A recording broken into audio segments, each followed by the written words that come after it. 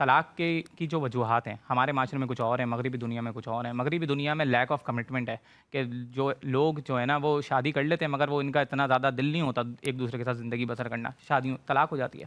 مگر ہمارے معاشرے میں جو طلاق کی نمبر 1 وجوہات میں سے جو ایک ہے گھریلو تشدد، اور دوسرا سسرال کی مداخلت، ان لاس کی مداخلت۔ اس حوالے سے آپ کا کیا موقف ہے، کیا پیغام ہے؟ جی، بات بالکل درست ہے۔ اصل میں اسلام ایسا بندھن چاہتا ہے کہ گھر بنے، سنورے اور نبھے، اور گھر ٹوٹنے نہ پائے، یہ اسلام چاہتا ہے، اور اسلامی تعلیمات بھی یہی چاہتی ہیں۔ یہ جو ہماری نوجوان نسل تھوڑی شتر بے مہار ہو جاتی ہے اور پھر ماں باپ کی اعلیٰ قدروں کو پس پش ڈالتے ہوئے ہر چیز میں خود مختاری کا عنصر لا کر بس اپنی پسند، اپنی ناپسند، اور جی بڑوں سے کوئی مشورہ نہیں، بڑوں کو شریک نہیں کرنا، لڑکی بھگائی اور کورٹ میں جا کے شادی کر لی، یہ چیزیں بعد میں طلاقوں کا باعث بنتی ہیں۔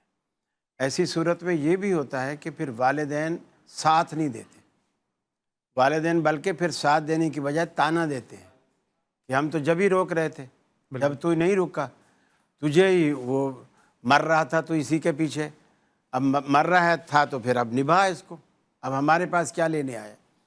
اور اگر والدین کے مشورے سے ہوتا ہے تو معاملے میں کبھی زندگی میں اونچ نیچ ہوتی بھی ہے تو والدین اس پہ مداخلت کر کے اس جلتی آگ پر پانی چھڑکتے ہیں اور سمجھاتے ہیں۔ لڑکی کے بڑے اس کو سمجھاتے ہیں، لڑکے کے بڑے اس کو سمجھاتے ہیں، اور معاملہ پھر سلوک کی طرف آ جاتا ہے۔ تو جب خود مختاری والا معاملہ ہوتا ہے تو وہ بگڑتا چلا جاتا ہے۔ اور دوسری بات یہ ہے کہ اکثر ایسے موقعوں پر یہ جو لو میرجیں ہوتی ہیں نا، میاں کے دل میں یہ بات ہمیشہ رہ جاتی ہے کہ جب لڑکی نے شادی سے پہلے مجھے پسند کیا تو وہ کسی اور کو بھی پسند کر سکتی ہے۔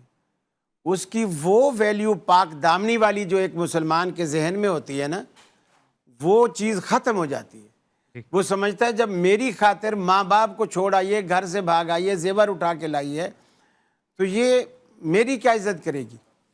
اس شک کی بنیاد پر عدم موجودگی میں وہ اس کا موبائل، اس کا سیل فون چیک کرتا ہے، اور ظاہر بات ہے کبھی نہ کبھی کہیں نہ کہیں کوئی ایسا میسج پکڑا بھی جاتا ہے، مل بھی جاتا ہے۔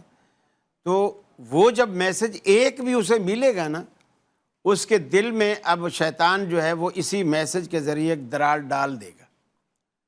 شک، یہ جو میاں بیوی کی کشتی ہوتی ہے نا محبت کی، یہ شک کے سمندر میں تیرتی ہے، اور پورا سمندر شک کا ہے اور یہ محبت کی کشتی دونوں کی اس میں تیر رہی ہے۔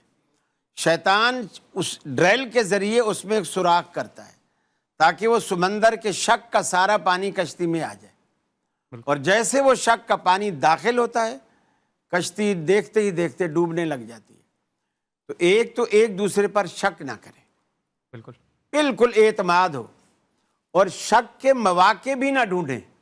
مواقع کیسے ملتے ہیں؟ مثال کے طور پر میں تحقیق کرنے لگ جاتا ہوں، بیوی سے کہوں گا کہ میں لاہور میں اپنے بزنس کے سلسلے میں جا رہا ہوں اور میں 3 دن بعد واپس آؤں گا، میرا بیگ تیار کر دیجیے گا۔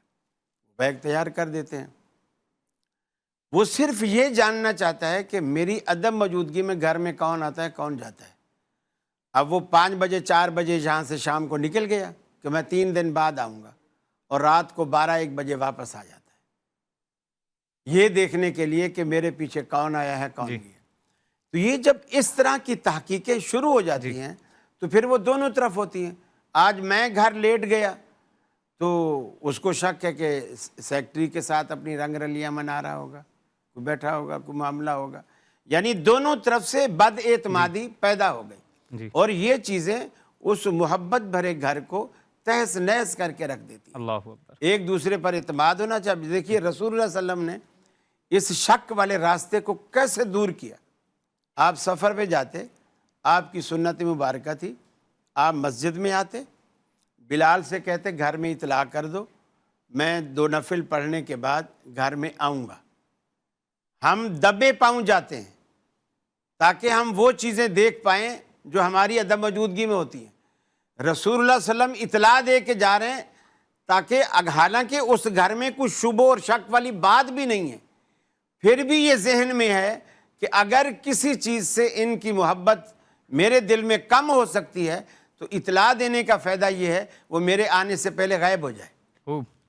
ताकि मेरे दिल में जो पहले दिन जो इमेज बना है शादी का वो सदा उसी तरह बना रहे। आप 2 नफिल पढ़ते, बेगमात तैयार हो जाती, किसी ने कंघी करनी है, किसी ने कपड़ा बदलना है। ये भी एक अच्छी बात है कि इतने दिनों बाद शौहर आया है तो पता चले बेगम ऐसे बैठी हुई है जैसे मैंने घर में कोई मासी ठहराई हुई, तो उस हुलिये को भी तब्दील करे।